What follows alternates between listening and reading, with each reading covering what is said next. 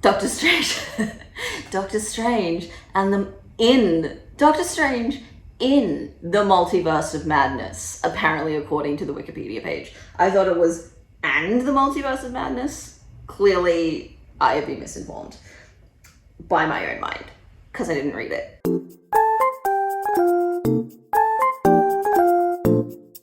I'm not going to go through plot and script because, like I said, I have only seen the movie once and I would rather do like an in-depth analysis of the plot. Let's talk about the characters. Wanda, the Sokovian stallion. You wonder why I put her first? Because one, she's my baby, and two, she owned this movie. It's not often that the bad guy of the movie is the focal point of the movie. So if we think about the bad guys from like Thor Ragnarok, so we've got Hela. She's pretty impressive. We get a lot of her backstory, but other than that, she's not like sympathetic in any way. Like she's a good villain. You know, she's interesting, she's powerful, but like, I'm not shedding a tear over her dying. Did she die? I don't know. Exactly. The villain for the Winter Soldier, and then it's like, oh damn, bitch, that's Bucky. Layers upon layers upon layers. And then we think about the bad guy for Black Panther. Marvel, really, because that, don't get me wrong, loved the movie, but Marvel had its little hands wrapped around it so tight that it really tried to convince us that a black man who wants liberation is the bad guy and the FBI equivalent agents are the good guys. The FBI killed Martin Luther King. That's all I'm saying. You have to have a strong villain to make the main character, the protagonist, stronger, or the protagonist in this case. So Wanda just being an all-out badass, just like slaying, just absolutely wrecking shit, that was so good. Laying everyone out. Her motivations in this film, pretty much see her kids again. She just really wants to see her kids again. I don't know if I'm mad about it because at this point it's true to her character, but it is also like, how much of her character are they going to mold around this idea of her missing her family? I mean, it was like Pietro first, and then it was Vision, and now it's the kids. At what point does it get old? You know, at what point is she going to be her own character? But then it's like, well, what would she want? Because villains typically want power, don't they? And in this, Wanda does want power, but the ultimate goal is to see her children. So she could get power from America, she could get power from somewhere else, she could, you know, do whatever she wanted to do to get to her kids. How she gets there is not the point of it. They just decided to make this movie about America. As an intersectionalist, it kind of annoys me that they're basing her entire character throughout the last, 6 years around the men in her life. That's not all she is. She's multifaceted, she's very complicated, she's very nuanced, and I love that about her. So, but then again, I'm like, it's true to her character, but how much of this are they gonna do? Like, at this point, it's like there's no one else in her family. Are they gonna invent some more family for her? Are they gonna bring in her parents next? Like, what are they gonna do? Introducing a bunch of characters that some of which have been in other movies and some haven't, to just destroy them. Brilliant. I felt something when Maria turned up as Captain Marvel. Like, she's my girl, and to see her as Captain Marvel, because last time we saw her was in WandaVision, and she's dead. So it's like we didn't even see her, but seeing her in this, even for the 5 minutes that she was on screen, I loved it. I really want to see Wanda come back in Agatha, Agent of Harkness, I think it's called. Agatha all along. I hope Wanda comes back into that and is either the villain, so the antagonist, or is going to be Agatha's like protege and completely give in to the chaos magic and completely give in to like the dark forces and evil books, past magic and all that. It's been theorized. The next big bad is going to be Kang when he, you know, is trying to take over the multiverse. So I think they will bring Wanda back for that, obviously. She's either going to be fronting the Avengers or she's going to be working with Kang. And you know what? If they really had to go against Wanda, like, she wrecked their shit in this movie. She destroyed the Book of Vishanti before they could even get to it. They have no hope. Literally, the only one who could stop Wanda was Wanda. Doctor Strange, Dr. Stephen Strange. What can I say about him except that Benedict Cumberbatch cannot helm a franchise? I'm sorry, he's not a good enough actor. I really haven't seen him in much. Like, I actively avoid him because I do not like him. So that's my bias. Part of the reason I don't like him is because he's not a very good actor and he's like in the Marvel universe now, and that's not a good thing. Is like, can we please stop propping up these like mediocre white dudes who basically bring nothing? Elizabeth Olsen is incredible. She is just incredible. She is probably up there with Sebastian Stan and Michael B. Jordan as like the standout stars of the MCU.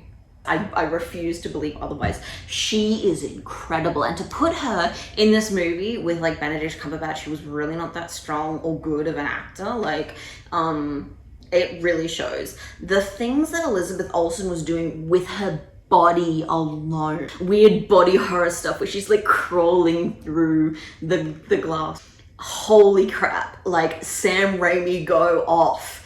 All the other shit that she was doing with her body where she's like limping through the hallway and she's like taking people out and just, oh, like, honestly, I joke. Well, I don't joke. Honestly, I pay this franchise out for like mostly just having people stand there and wave their hands around, you know, but Elizabeth Olsen does so much in this movie. It's phenomenal. It's phenomenal.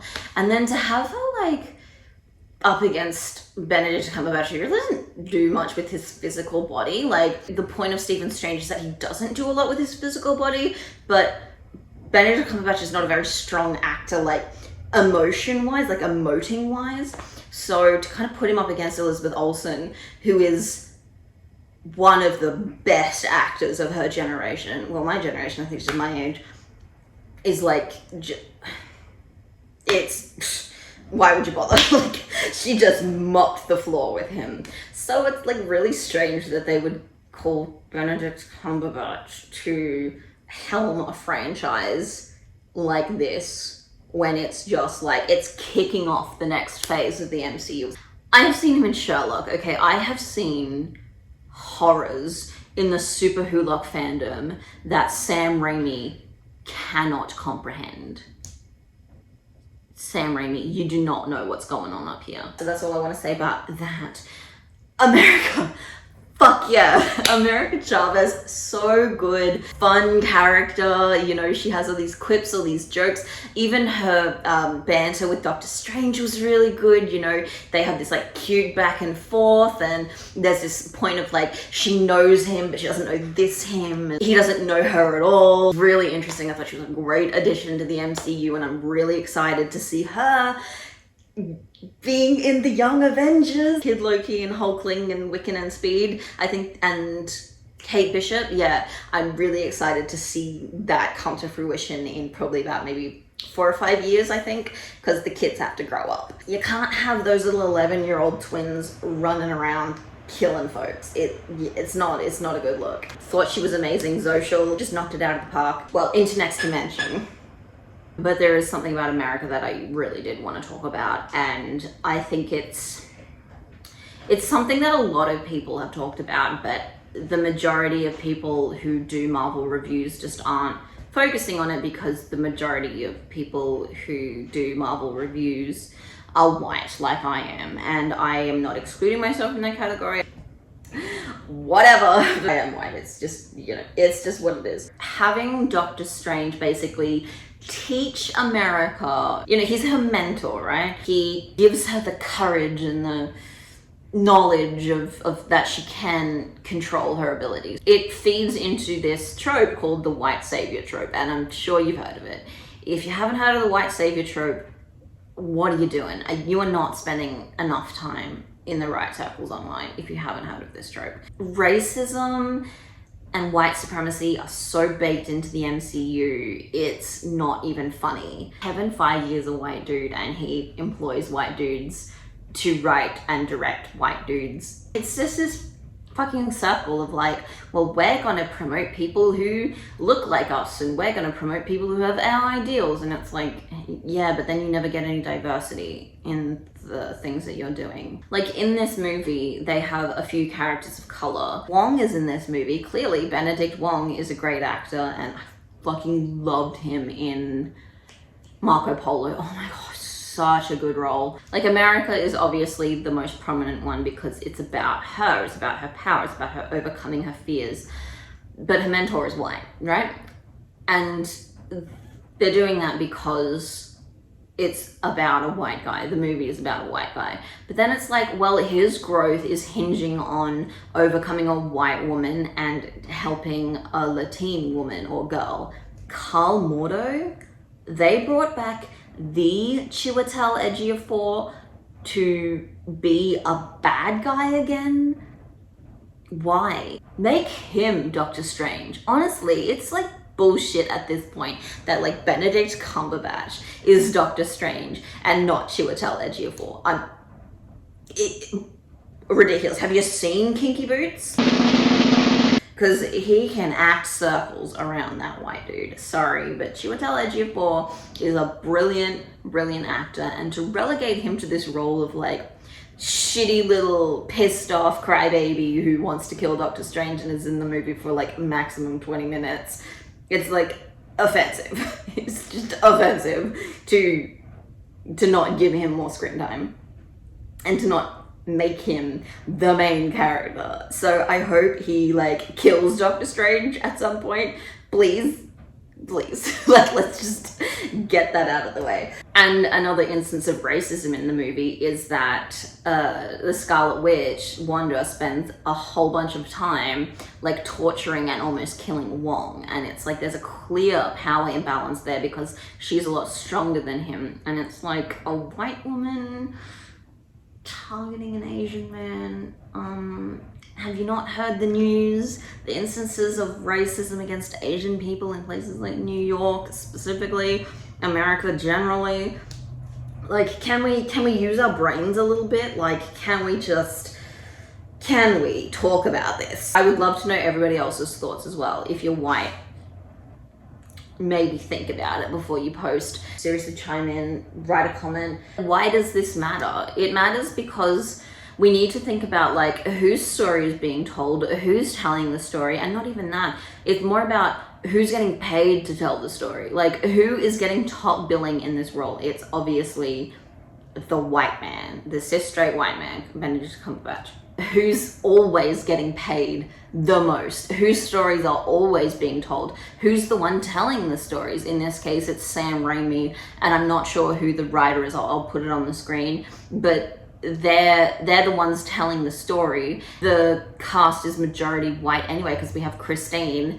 But it matters because like if we're talking about who's helming these franchises, I counted. So I basically went through and I just checked off like what character is named in the title and are they a character of color?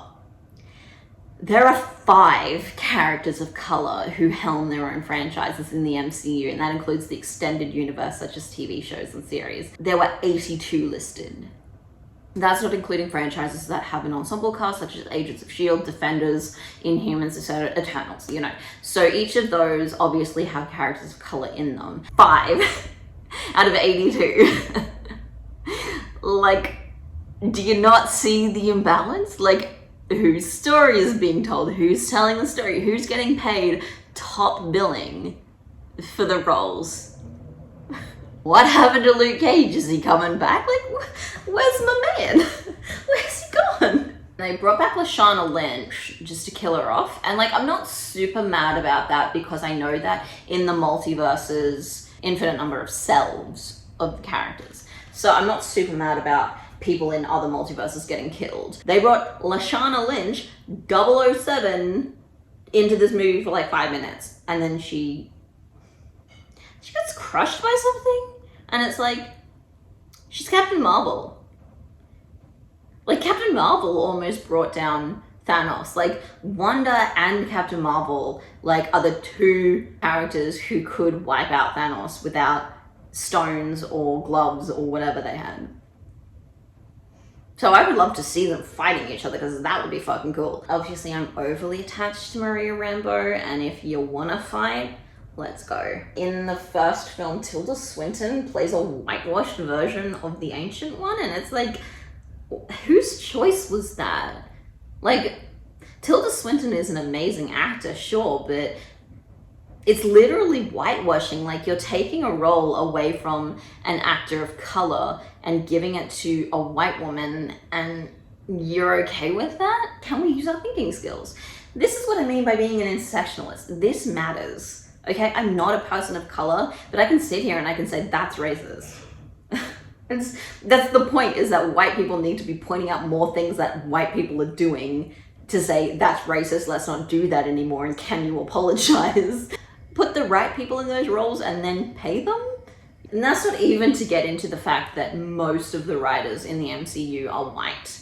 We have to talk about these things, because otherwise nothing is ever going to change. And if it takes listening to a white person for other white people to pay attention, that's sad, but more white people should talk about this shit. Like, we should. We shouldn't just brush it under the rug and be like, well, let's just listen to people of color. Yeah, of course we should be listening to people of color, but we should also be raising our own fucking voices. If I can find people who've talked about this, then I'll link them in the comments. I'll put their names and their handles and stuff on the screen, and then you can go check them out yourself. Another facet of my analysis is themes. And I love this one because there's so many good, juicy themes in this. We'll just talk about 4. I'm going to talk about horror elements, music, family, and meeting the selves. So, the horror elements. Thank God that Sam Raimi directed this film, because it is brilliant. Sam Raimi, babes, you're doing everything right.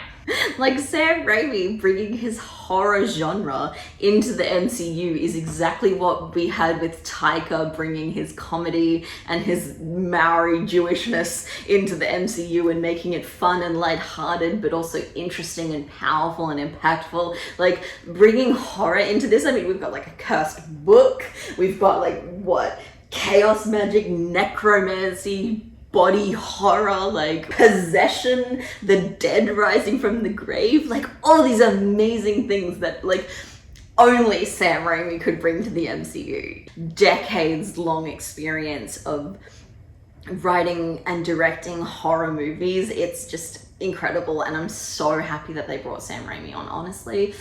Just yes, bitch. The music, it's hard not to notice in this movie, because there is literally a scene where they fight with music. Oh my God. It is the coolest fucking fight scene and music scene I've ever seen. Oh my God. If anybody else has done this, please put it in the comments, because I desperately want to see more of this. This is incredible. I'm gonna go through and watch Sam Raimi's filmography, don't worry. But, you know, if he's done it as something else, then fuck yeah, thanks for bringing it back. But if anybody anywhere has done this again, I need to see it. I need to see it, because we need more of that ingenuity, that creativity, that joie de vivre, that je ne sais quoi, you know, we need more of that in cinema. Oh my God, it was so brilliant. And then using like the motifs and the theme music for like Professor X and Captain Carter. And in a review that I watched, they were like, how can I not fall for that? You know, it's like, yeah, how can you not fall for it? We want that stuff. We want the nostalgia. We want the throwbacks. We want the tie-ins, you know, everything. So having that is just like incredible. Another theme in this film, I don't know, it's kind of really explored and kind of not explored in other places, is family. So Wanda is obviously looking for her children. Like, the whole point of her character at this point is that she's obsessed with her family to the point of doing mad, evil things to get them back. The movie doesn't condemn her for that exactly, but it does condemn the way she goes about getting there, which is typical. Morally grey characters are brilliant, and we shouldn't just like make them black and white. Also, America loses her mums. Fuck yeah, lesbian representation. And America is a lesbian, and they gave her a little pride pin. I didn't expect them to have her kiss a girl and exclaim to the world that she's a lesbian, because they're never gonna do that.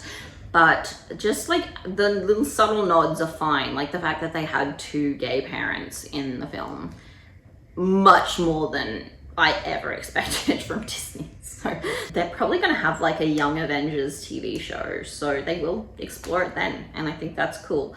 Or they won't, because they're homophobes.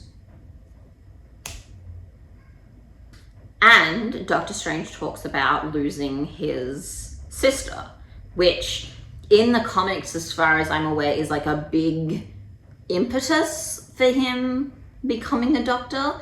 And I'm not sure how much that's explored in the first Doctor Strange, because I haven't seen it. But honestly, I would have loved for them to lean more into that than his whole thing with his ex-girlfriend Christine. And, you know, this has haunted me my entire life and I'll never get over it and I can never go back in time. Well, what if he went into a universe where his sister was alive? How would that affect him? You know, I mean, the possibilities for that are really endless because it's a multiverse. And having Sinister Strange be more upset at his sister's death than not being able to get with Christine is a lot more believable. Incels are a major threat to society in general. Would love to see that explored in a Doctor Strange film.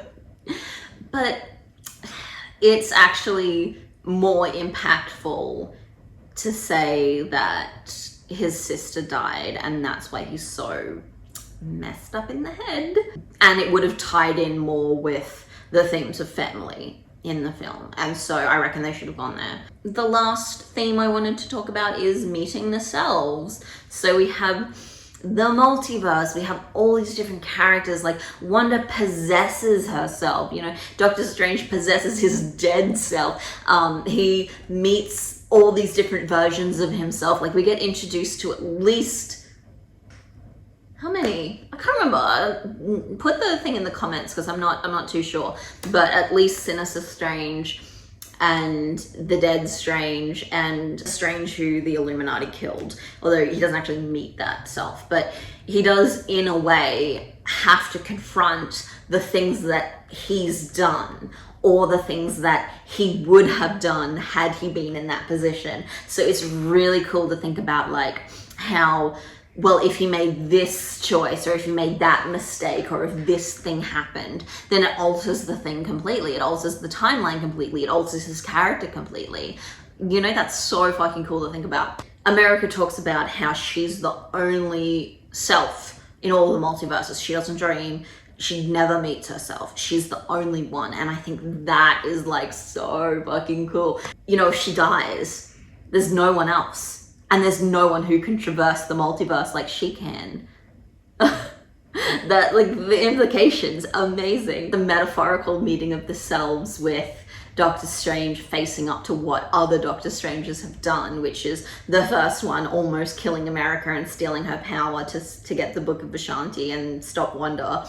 But then you have him actually meeting himself. Wanda, you know, at first possessing herself and wreaking damage and havoc at this pain that she's feeling and this, like, the lengths that she'll go to ease her suffering and get what she feels she deserves. But then there is a literal meeting of the selves, and not just that, it's forgiveness of the self. It's her meeting herself and saying, I forgive you. I forgive you. I love you.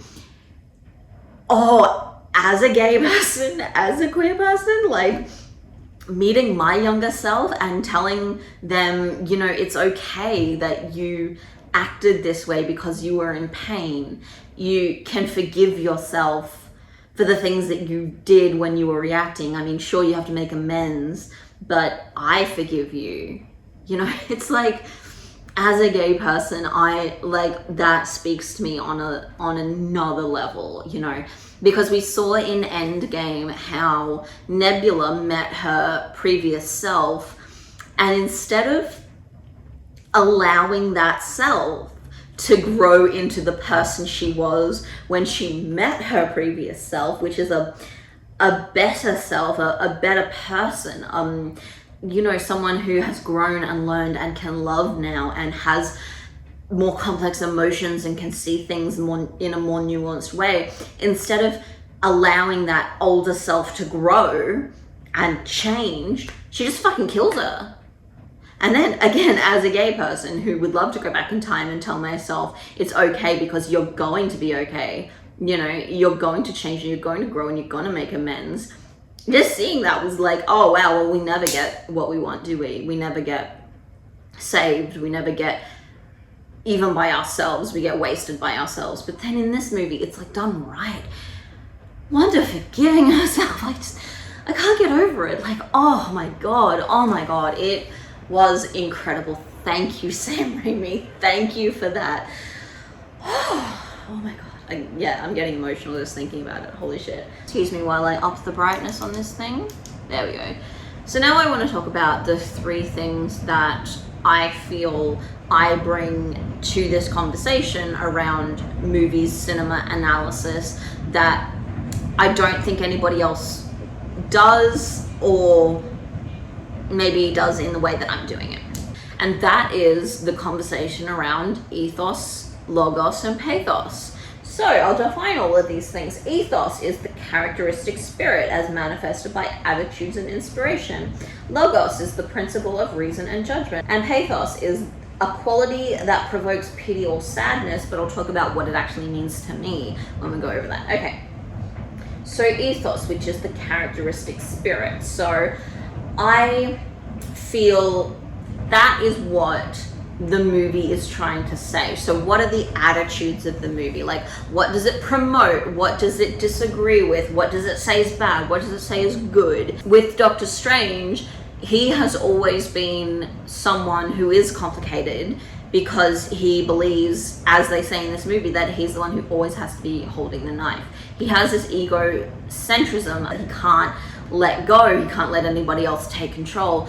In the first sequence where Doctor Strange tries to kill America and steal her power is because he believes that she can't control it and he has to be the one to take it from her so he can control the power to traverse the multiverses. The point of Doctor Strange's journey in this film is to show how he's grown from someone who always has to be holding the knife to someone who can let up a bit of that control. America has this power that nobody else has and she can control it in a way that nobody else could.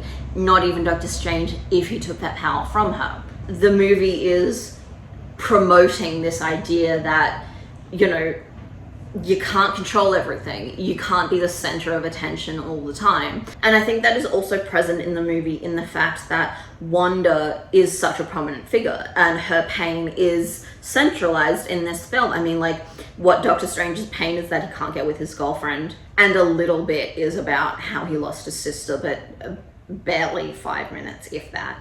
It's like a 30-second thing. It's like a throwaway line. And even America, she handles her shit a lot better than Doctor Strange or anybody else in this movie, especially Wanda. Like, Wanda is purely driven by pain, and I'll talk a little bit more about that in the pathos. So what I feel the movie is saying, like the central theme of this movie is, like all Marvel movies, it's about choice. It's about what you choose to do and how you choose to let your pain overtake you or control you, or, you know, how you choose to deal with your pain. That really defines who you are. Logos is the principle of reason or judgment. So I choose to take this literally. Who's judging who in this movie? Like, who is the arbiter of judgment? And that is Doctor Strange, right? Strange thinks of himself as the arbiter of what's right and the ultimate judge of everything. You know, he tries to steal America's power, like I was saying. America, judging herself, sees herself wanting. She doesn't think she has the power to control herself, control her power. You know, she doesn't think that she can. Although Strange like imparting the knowledge to America and saying, well, actually, no, you can control it, because every time we've needed to get somewhere, you've taken us there, you know. Strange imparting that knowledge to her is again playing into the idea that he knows what's right. Like, he may not take the power from her, but he, in a sense, gives her a different kind of power. So it again plays into that mentorship thing that they have. Wanda does not judge herself. When she meets herself, the self that was possessed, that had the cut on her face, you know, glass in her feet, possibly a broken leg. When she meets herself, she forgives herself. She doesn't judge herself. That lack of judgment, that forgiveness, that love, that care that she shows herself allows Wanda to pull back from being taken over by her grief and her pain. And that's really powerful. Taking away judgment and letting people love themselves is what saves the day. Like, oh my god, it's so amazing. Literally, love saved the day. Who doesn't love a love story? You know, that's amazing. Thank you, Sam Raimi. Oh my god, thank you, Sam. And then there's some other forms of judgment, you know, like Sinister Strange judging all other multiverse strangers. Oh my god, it's such a mouthful. Because he's like, well, you couldn't get with Christine, so I'm gonna kill you. And then there's like kind of a little bit of judgment between Rachel McAdams, between Christine and Strange, in that, you know, she judges him and finds him wanting, you know, and she chooses to be with somebody else. But it's not a malicious thing. It just is presented as a fact of life. You know, she and Doctor Strange just have this really complicated history, and they just can't get over it. You know, they can't work through it, and it's fine. Like, it's just the 616 Christine is like, it's fine. You know, I'm happy now. I hope you're happy too. And I think that that's a really good progression of the story. If they make Christine a superhero and she fights side by side with Strange, and then they become this like fantastic duo, like, that would be really cool. At the moment, she's kind of useless. She didn't really do much. She's just there. And then there's also the judgment of the creatures, of the demons or whatever they are, who tell Strange that he's not allowed to practice necromancy. And also, I didn't talk about this, but that fucking scene where Strange is like got the wings and he's like possessing his dead self. Holy shit, that was so fucking cool. I know I swear a lot. I don't know if swearing demonetizes my videos. I'm gonna keep swearing. If it does demonetize my videos, I'm just gonna cut the swearing out or put dolphin sounds or whatever, because I want the money. I want the money.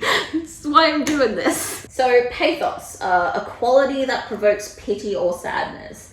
But how I'm choosing to interpret pathos is something that makes us feel sympathy and or empathy. So sympathy is when you feel sorry for a different character. You know, you're in a better position than them. So most of us can say we've never lost a brother, a husband, and children all in one go. We can look at Wanda and say, okay, well, I sympathize with her because I see her pain. I understand the pain of losing someone. So you can sympathize. Whereas someone who has lost a brother or a husband and kids can more empathize with Wanda and put themselves in her shoes and say, you know, I've lost people that close to me as well. So that's the difference between sympathy and empathy. What about this movie makes us feel? That's what pathos is all about. It's about making us feel. Ultimately, what you want from pathos is catharsis. Catharsis is that feeling of like, well, it's painful, but it's right.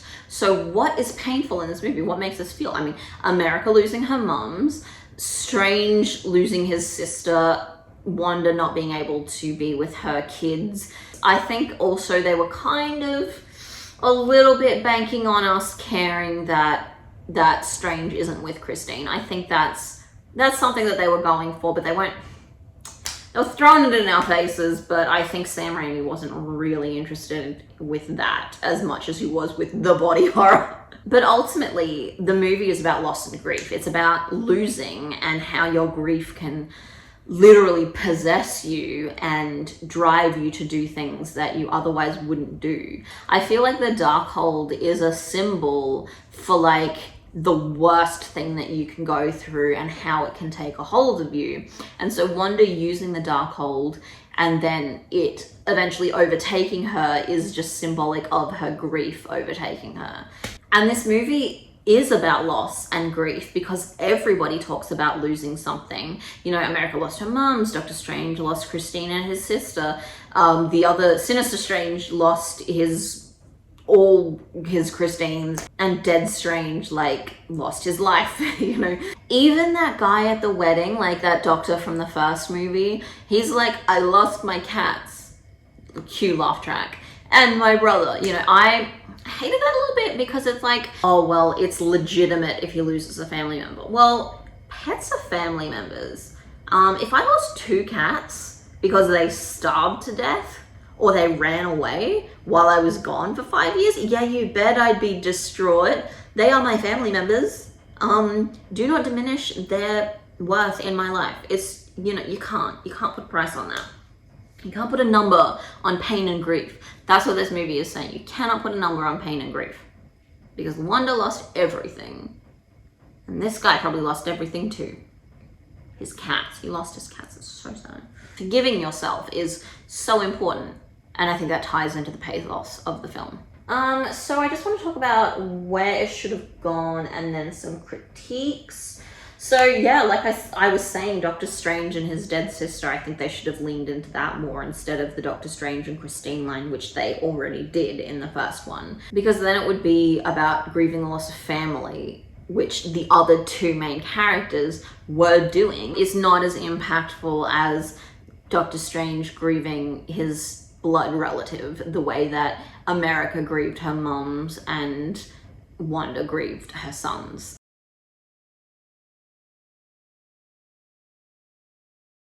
From here on out, Wanda should not be tied to her family and her grief around her family. Like, we did that with Pietro, we did that with Vision, we've done that with her sons. Like, just get over it. Like, either she should become one of the good guys and like lead the Avengers in the fight against Kang, or she should just become a being of ultimate power and destruction. I would love that. Power and destruction, power and destruction, power and destruction, power and destruction. But other than that, my critique, oh yeah, I really only have one critique of the movie.